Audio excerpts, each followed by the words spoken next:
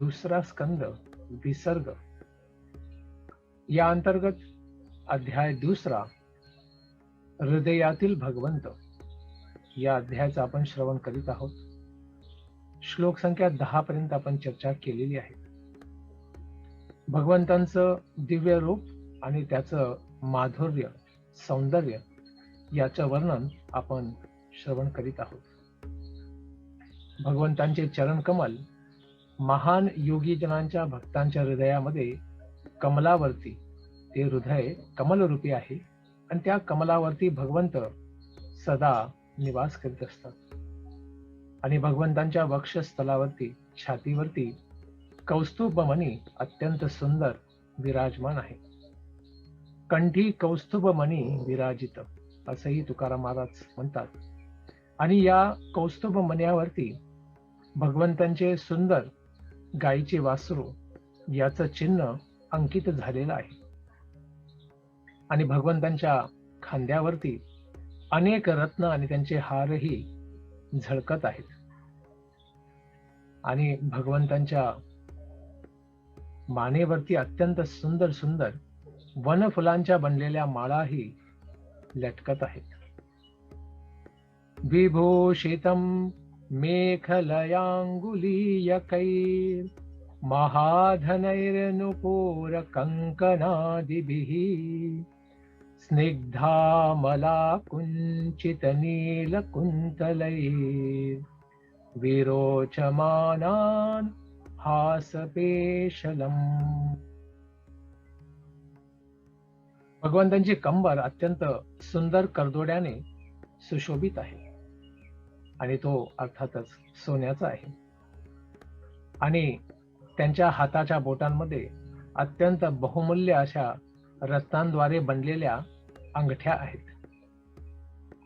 त्यांच्या चरणांचे नुपूर, त्यांच्या हातातले कंगन, वलयांकित निळ्या रंगाचे अत्यंत सुंदर केश आणि त्यांचे सुंदर स्मितहास्य युक्त मुख हे सर्व अत्यंत चित्ताकर्षक आहे. त्यामुळेच सर्व आकर्षक असे श्रीकृष्ण आहेत. अशा भगवंतांचं हे दिव्य रूप आहे. या रूपावरती व्यक्तीने अर्थात योगीने केव्हापर्यंत मन एकाग्र केलं पाहिजे? अदीनलीला हसिते क्षणोल्लसत् भ्रूभंग संसूचित भूर्यनुग्रहम् ईक्षेत चिंताम् अयमेनमीश्वरम् यावन्मनोधारण यावतिष्ठते. भगवंतांच्या दिव्य लीला आणि त्यांच्या स्मित हास्य चेहऱ्याचा कारुण्य कटाक्ष त्यांच्या व्यापक वरदानांचाच संकेत आहे. त्यामुळे मनुष्याचं कर्तव्य आहे की त्याने अत्यंत ध्यानपूर्वक आपलं मन हे भगवंतांवरती स्थित केलं पाहिजे. आणि जोपर्यंत हे मन भगवंतांच्या दिव्य रूपावरती ध्यानमग्न होत आहे किंवा स्थिर होत आहे तोपर्यंत त्याने आपलं मन भगवंतांच्या चरणांवरती सदा लावलं पाहिजे. आणि त्यानंतर ते काही काढून घ्यायचं नाही मन, परंतु ते स्वाभाविक मनाची वृत्तीच बनून जाईल की ते सदा सर्वदा भगवंतांचंच चिंतन करेल, ध्यान करेल. तेव्हा त्यामध्ये कोणत्याही कृत्रिम कार्याची अर्थात आर्टिफिशियलनेस राहणार नाही. अत्यंत स्वाभाविक आणि नैसर्गिक तो भाव उत्पन्न होईल. मग त्यांच्या रूपावरती ध्यान कुठून प्रारंभ करावे किंवा सुरू करावे? एकैकशोंगानि धियानुभावये पादादि यावत् हसितं गदाभृतः जितं जितं स्थानमपोह्य धारये परं परं शुध्यति धीर यथा यथा. ध्यान करण्याची ही जी प्रक्रिया आहे ती भगवंतांच्या चरण कमलांपासून सुरुवात केली पाहिजे. आधी त्यांच्या चरण कमलांचं आपण दर्शन केलं पाहिजे आणि हळूहळू त्यांच्या स्मितहास्य करणाऱ्या मुखमंडलापर्यंत ते नेलं पाहिजे. आधी त्यांच्या तळव्यांचं, त्यांच्या पायाच्या अंगठ्यांचे, बोटांचं, त्यानंतर हळूहळू त्यांच्या चरणकमलांना आपलं मन एकाग्र करीत मग त्यांच्या पोटऱ्या, गुडघे, कंबर, नाभी, छाती, कंठ, मुख, डोळे आणि पूर्ण सुंदर त्यांचं मुखमंडल आणि त्यांच्या डोक्यावरती असणारे दिव्य असे मुकुटमणी, माळा या सर्वांचं दर्शन करीत करीत व्यक्तीने त्यांच्या विविध अंगांवरती मनाला स्थिर केलं पाहिजे. आणि तोपर्यंत केलं पाहिजे जोपर्यंत आपली बुद्धी परिपूर्ण रूपाने भगवंतांच्या दिव्य सुंदरतेने भरून जात नाही, तोपर्यंत आपण मन एकाग्र केलं पाहिजे. तर हे तर एका योगीसाठी सांगत आहात, परंतु काय एका सांसारिक व्यक्तीने मग काय केलं पाहिजे? यावन् जायेत परावरेस्मिन् विश्वेश्वरे द्रष्टरि भक्तियोगः तावत् स्तवीयः पुरुषस्य रूपं क्रियावसाने प्रयतः स्मरेत. जोपर्यंत एका स्थूल बाह्य भौतिकतावादी व्यक्ती दिव्य आणि भौतिक या दोन्ही जगतांचे निर्माण करता भगवान परमेश्वर यांच्या दिव्य प्रेमा भक्तीचा हृदयामध्ये विकास करीत नाही, तोपर्यंत त्याने या संसारामध्ये असणारे आपले जे वर्णाश्रमी कर्तव्य आहे त्या कर्तव्यांना त्याने पूर्ण करण्याचा प्रयत्न केला पाहिजे. आणि त्यानंतर आपली भौतिक चेतना हळूहळू आध्यात्मिक बनविण्यासाठी अशा नवशिख्या व्यक्तीने विराट रूपाचं स्मरण आणि ध्यान करण्याचा प्रयत्न केला पाहिजे. ही त्याच्या भक्तीची सुरुवात आहे. अशा योगीने शरीर कोणत्या वेळी आणि कोणत्या स्थानी त्यागलं पाहिजे, सोडलं पाहिजे? स्थिरं सुखं चासनमास्थितो यतीर यदा जिहासुरिममंगलोकं काले च देशे च मनो न सज्जयेत प्राणानियच्छेन मनसा जितासुः. हे राजा परीक्षित, जेव्हा आपण योगी या मानव लोकाला, मर्त्य लोकाला सोडून देण्याची इच्छा करेल, त्यावेळी त्याने उचित वेळ आणि उचित स्थान याचा कधीही विचार करू नये. ज्या स्थितीमध्ये, ज्या ठिकाणी, ज्या वेळी तो असेल त्या ठिकाणी त्याने त्या काळामध्ये अविचल भावाने, स्थिर चित्ताने, मनाने चांगलं आसन लावलं पाहिजे आणि आपल्या शरीरात असणाऱ्या प्राणवायूला नियमित करून मनाद्वारे इंद्रियांना स्वतःच्या संरक्षणामध्ये संयमित केलं पाहिजे. आणि त्यापुढे मनस्वबुद्ध्या मलया नियम्य क्षेत्रज्ञ एतां निनयेतमात्मनि आत्मानमात्मन्यवरोध्य धीरो लब्धोपशांतिर्विरमेत कृत्यात्. त्यानंतर योगीला हे आवश्यक आहे की त्याने अत्यंत शुद्ध बुद्धी, विशुद्ध बुद्धीद्वारे आपलं मन हे जीवात्म्यामध्ये एकाकार केलं पाहिजे आणि त्यानंतर जीवात्म्याला भगवंत परमात्म्यामध्ये समर्पित करावे. आणि असं केल्यानंतर पूर्णतया संतुष्ट असणारा हा जीव समाधानाच्या परम अवस्थेला प्राप्त करू शकतो, ज्याच्याद्वारे अन्य सर्व भौतिक प्रकारचे कार्यकलाप पूर्णपणे बंद होत जातात. जोपर्यंत भगवंतांची धारणा होत नाही तोपर्यंत भौतिक कार्यकलाप सर्वथा शांत होऊ शकत नाही. आता ह्या लब्धोपशांती अवस्थेचं वर्णन करतात. न यत्र कालो निमिषां पर प्रभुः कुतो नु देवा जगतां य ईशिरे न यत्र सत्वं न रजस्तमश्च न वै विकारो न महान प्रधानम. ही जी लब्धोपशांतीची दिव्य अवस्था आहे, हिच्यामध्ये जो सर्व विनाशकारी जो काळ आहे, त्याची श्रेष्ठता राहत नाही. जो सर्व देवी देवतांचा पण विनाशक आहे, नियामक आहे, नियंत्रक आहे, ज्याने संसारी जगतातल्या सर्व प्राण्यांवरती शासन करण्याची शक्ती प्राप्त केलेली आहे. तो परत स्वयं देवतांच्या विषयांमध्ये तर काय बोलायला पाहिजे. या अवस्थेमध्ये न सत्वगुण, न रजोगुण, न तमोगुण राहून जातो, ते शिल्लक राहत नाही. तर त्याचबरोबर जे संलग्न असणारे मिथ्या अहंकार, खोटा अभिमान आहे, भौतिक कारणांचे कारण असणारे आपले हे चित्त आहे, अथवा न भौतिक प्रकृती त्या व्यक्तीसाठी अस्तित्वात राहील. कारण त्याने हे जाणलं आहे, वासुदेव सर्वमिती स महात्मा सुदुर्लभा.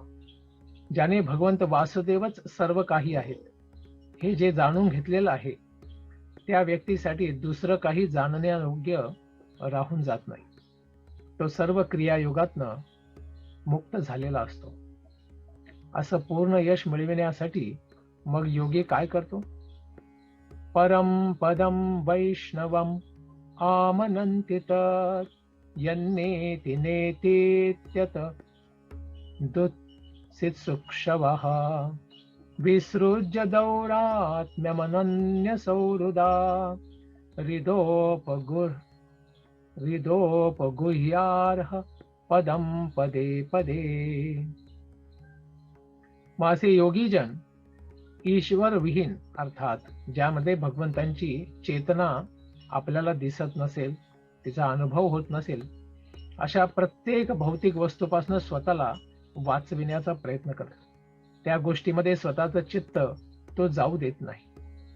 कारण त्यांच्यासाठी परमस्थिती जी प्राप्त झालेली आहे ज्ञानाद्वारे, त्या स्थितीला ते पुन्हा हरवण्याची इच्छा करीत नाही, ज्यामध्ये प्रत्येक वस्तू केवळ भगवंत श्रीकृष्णांशीच, वासुदेवांशीच संबंधित आहे. तर ज्या गोष्टींचा संबंध नाही आहे, अशा सर्वथा गोष्टींचे ते असंग करतात, संग करू इच्छित नाही. त्यामुळेच जे खास करून शुद्ध भक्त असतात, जे पूर्णपणे भगवंतांच्या दिव्य कार्याशी आणि चेतनेशीच एकात्मता ठेवतात, ते स्वतःसाठी कोणतेही समस्या उत्पन्न करीत नाही, कठोरता उत्पन्न करीत नाही. तर काय करतात ते? श्री भगवान यांच्याच चरण कमलांना आपल्या हृदयामध्ये ते धारण करतात आणि प्रतिक्षण केवळ त्याच चरण कमलांची ते पूजा करीत असतात आणि मनाद्वारे ध्यान करीत असतात. मग अशा योग्यासाठी शरीराचा त्याग करत्यावेळी त्याने काय करावे, यासाठी सांगतायत षटचक्र योग. इत्थं मुनिस्तु परमेद व्यवस्थितो विज्ञान दुग वीर्य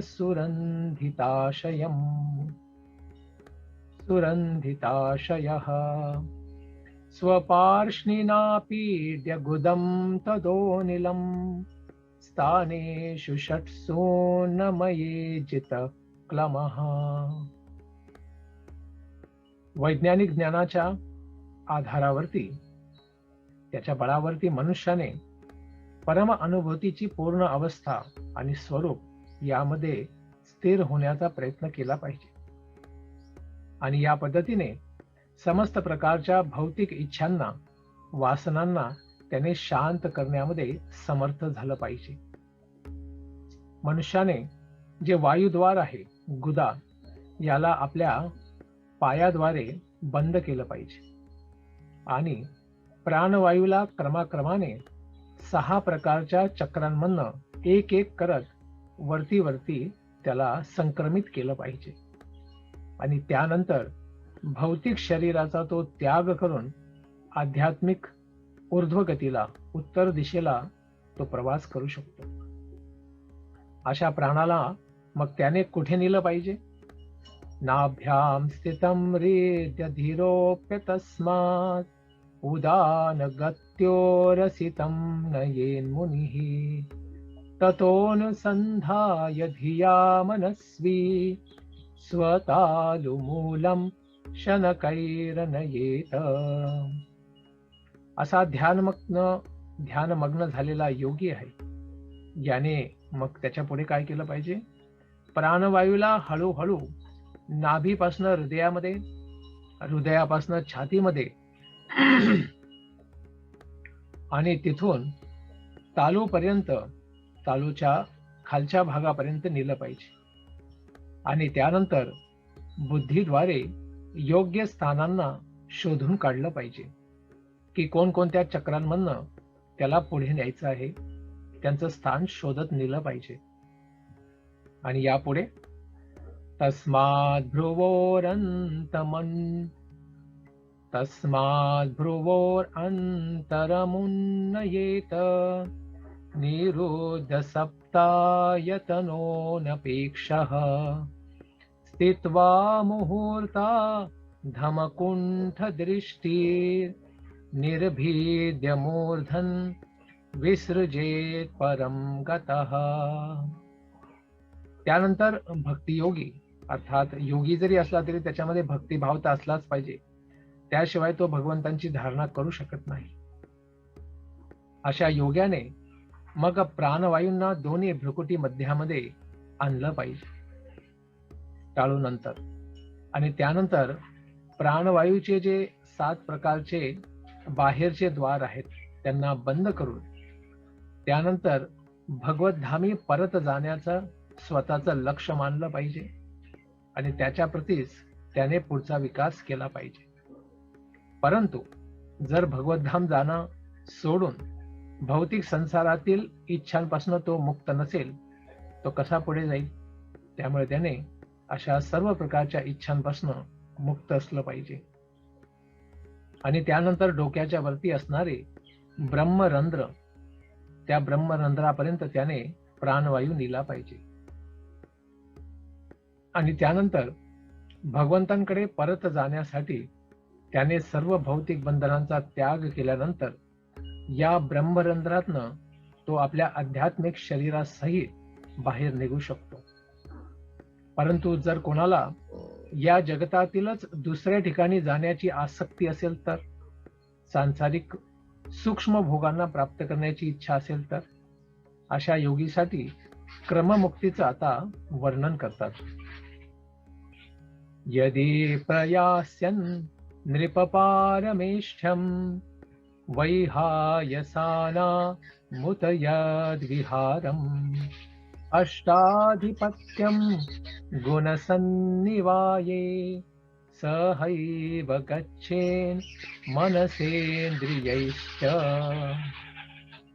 तथापि हे राजा, जर योगीमध्ये अत्यंत भौतिक भोगांची इच्छा, त्याचबरोबर सर्वोच्च लोक या जगतातला ब्रह्मलोक तिथे जाण्याची इच्छा, किंवा 8 प्रकारच्या सिद्धींना प्राप्त करण्याची इच्छा असेल, किंवा अंतरिक्षामध्ये सदैव यात्रा करणारे जे वैहायस आहेत या लोकांबरोबर जाण्याची इच्छा असेल, किंवा या जगतामध्ये असणाऱ्या लाखो करोडो लोकांपैकी कोणत्या दुसऱ्या उच्च स्थानामध्ये जाण्याची त्याला इच्छा असेल, तर मग त्याला भौतिकतेमध्ये गुंतलेल्या या मना आणि इंद्रियांसहित त्याला तिथे जावं लागेल.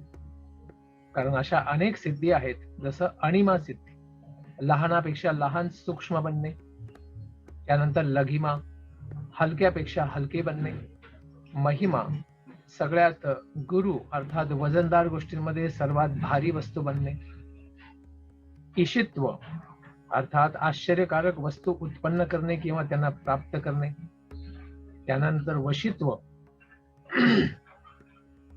दुसऱ्या जीवांना किंवा तत्वांना स्वतःच्या नियंत्रणाखाली आणणे, प्रकाम्य जी इच्छा असेल त्या इच्छेला प्राप्त करणे, कामवसायिता सिद्धी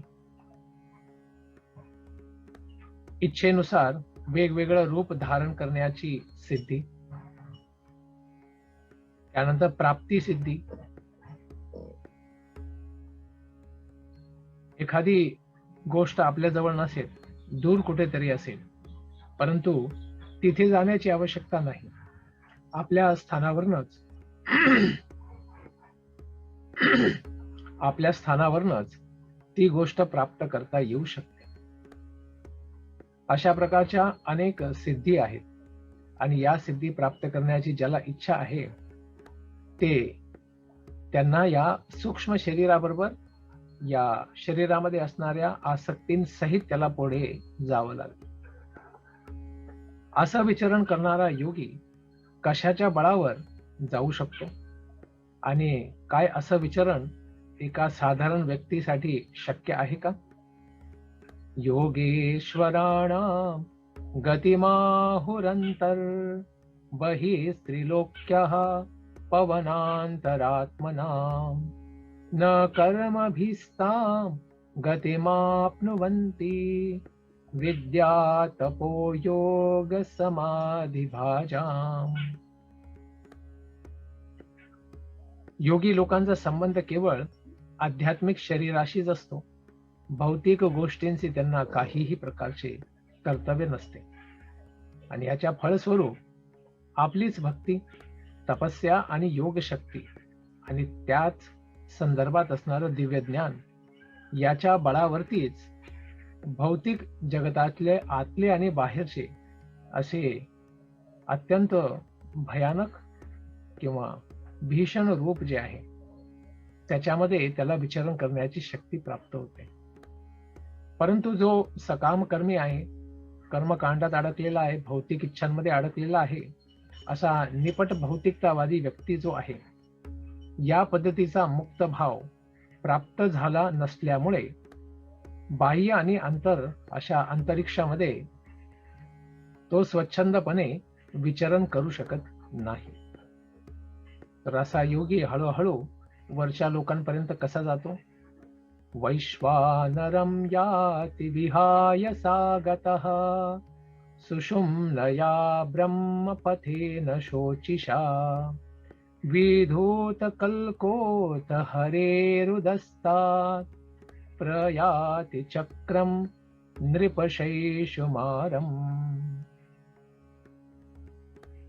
हे राजा, जेव्हा योगी सर्वोच्च लोक या जगतातील ब्रह्मलोक तिथे पोहोचण्यासाठी प्रकाशमान या सुषुम्न नाडीद्वारे आकाशगंगेच्याही वरती तो जातो, तेव्हा तो सर्वप्रथम अग्निदेवाच्या वैश्वानर नावाच्या लोकापर्यंत जातो आणि जिथे सर्व प्रकारचे त्याचे भौतिक कल्मश आहेत यांच्यापासून तो परिपूर्ण रूपेने शुद्ध होऊन जातो. आणि मग तेव्हा तो योगी भगवंतांपर्यंत जाण्यासाठी त्याच्याही वरती शिशुमार चक्राकडे प्रवास करतो. मग हे चक्र काय आहे आणि ह्या चक्राला कोण पार करू शकतो? तद विश्वनाभिं त्वतिवर्त्य विष्णोर अनीयसा विरजेनात्मनैकः नमस्कृतं ब्रह्मविदामुपैति कल्पायुषो यद् विबुधा रमन्ते. हा शिशुमार चक्र अर्थात संपूर्ण ब्रह्मांड ज्याला केंद्रस्थानी ठेवून फिरत असते त्या शिशुमार चक्रापर्यंत, आणि हेच भगवंत विष्णू अर्थात गर्भोदकशाही विष्णू यांची नाभी म्हटली जाते. केवळ योगी व्यक्तीच फक्त या शिशुमार चक्रापर्यंत जाऊ शकतो आणि या शिशुमार चक्राला पारही करू शकतो. आणि असे लोक याला खास करून महरलोक प्राप्त करू शकतात, जिथे भृगूसारखे दिव्य या जगतातील जे ब्राह्मण आहेत, तपस्वी आहेत आणि परिशुद्ध झालेले व्यक्ती आहेत, अशा महर्षींसाठी हा लोक बनलेला आहे, जिथे व्यक्ती 43 कोटी वर्षांपर्यंत जीवन उपभोग करू शकतो. आणि हे लोक जे आहेत ते फक्त संतांद्वारे पूजित आहेत, कारण बाकीच्या लोकांना याबद्दल माहितीच नाही. आणि जे अध्यात्म पद प्राप्त करण्याची इच्छा करतात अशा महर्षी लोकांसाठी हे लोक बनलेले आहेत. काय मग याहूनही पुढे योगी प्रगती करतो पुढे. अथो अनंतस्य मुखानलेन दंडय्यमानं स निरीक्ष्य विश्वम् निर्याति सिद्धेश्वरयोष्टधिष्ण्यं यद्वै परार्ध्यं तदुपारमेष्ठ्यम्.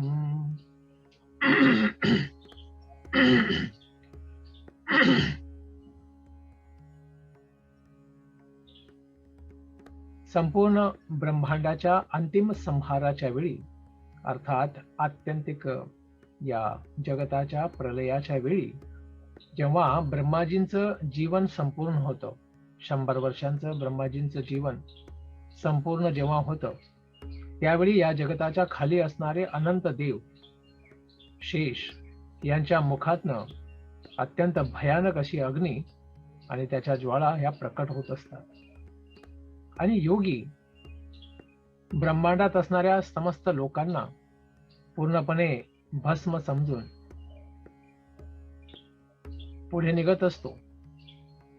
परंतु तो योगी या जगताला या अनंत देवाच्या अग्नीने पूर्णपणे पावडर होताना, अर्थात राख होताना बघतो. आणि मग शुद्ध आत्मांद्वारा, शुद्धात्म्यांद्वारे प्रयुक्त होणाऱ्या वायुयानांच्या द्वारे ते सत्य लोकापर्यंत पुढे प्रवास करतात. आणि अशा सत्य लोकामध्ये जीवनाची अवधी किंवा काळ किती आहे, तर त्याला 2 परार्ध असे म्हणतात. अर्थात 1548 अब्ज सौर वर्ष. आपल्या कालगणनेनुसार इतका मोठा अवधी याला मानलं गेलेला आहे. एवढ्या काळासाठी तिथे ब्रह्माजी असतात. या सत्यलोकाचे काय वैशिष्ट्य आहे? न यत्र शोको न जरा न मृत्युर नातीर्न चोद्वेगरिते कुतश्चित् यच्चित्ततोदः कृपया निदम्बिदां दुरंत दुःख प्रभवानुदर्शनात्. सत्यलोकामध्ये शोक संताप नाही आहे, न तिथे वृद्धत्व म्हातारपणी आहे, न तिथे मृत्यू आहे. तिथे यांपासून उत्पन्न होणारी दुसरी कोणतीही वेदना, दुःख नाही. आणि ज्या कारणाने तिथे कोणत्याही प्रकारची चिंता सुद्धा नाही आहे. हा, कधी कधी उच्च चेतना असल्यामुळे ते जेव्हा खालच्या लोकांवरती, पृथ्वी तलावरती आणि नरकामध्ये असणाऱ्या लोकांना बघतात, तेव्हा त्यांच्या प्रती त्यांना दयाभाव येतो. जो भक्ती योगाद्वारे अवगत न असणाऱ्या व्यक्तींसाठी भौतिक जग अत्यंत दुर्लंघ्य आहे. त्याला पार करणारे फारच दुर्लभ जीव आहेत. आणि हे सर्व बद्ध जीव जे आहेत, या संसारामध्येच अनेक प्रकारचे कष्ट उपभोग करत असताना बघून सत्य लोकामध्ये असणाऱ्या दिव्य ऋषींना आणि ब्रह्माजींना सुद्धा या सर्व लोकांवरती काय येते? दया येते. मग त्या लोकापर्यंत व्यक्ती कसा पोहोचतो? ततो विशेषम प्रतिपद्य निर्भयस तेनात्मनापो नलमूर्तिरत्वरन् ज्योतिर्मयो वायुमुपेत्य काले वाव्यात्मनाखं बृहदात्मलिंगम. सत्यलोकापर्यंत पोहोचल्यानंतर हा योगी भक्त आपलं जे सूक्ष्म शरीर आहे, मन, बुद्धी आणि अहंकार युक्त सूक्ष्म शरीर आहे, याच्याद्वारे आपल्या स्थूल शरीराची जशी सत्ता आहे, तशाच पद्धतीने तो निर्भय होऊन त्या लोकामध्ये समाविष्ट होतो, प्रवेश करतो. आणि क्रमशः